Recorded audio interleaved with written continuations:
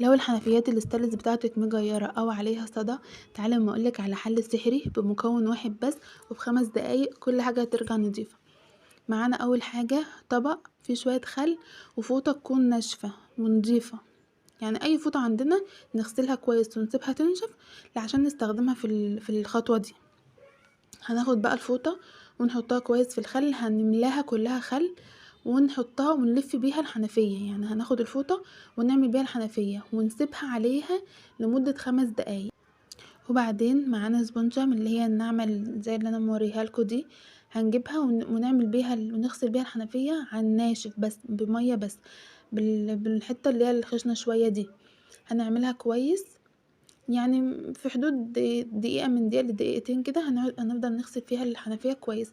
وبعدين هنحط عليها بريل او اي منظف عندنا هنغسل بيه عموما، يعني بريل المواعين بيبقى كويس جدا.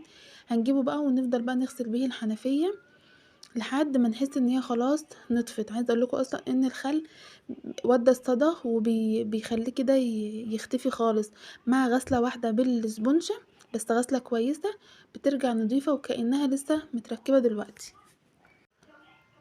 وبس. وبعد ما غسلناها هنشطفها بقى بالمية بس، ممكن نعملها مرتين 2 في الاسبوع علشان لو التجير او الصدى فيها كتير هيروح باذن الله.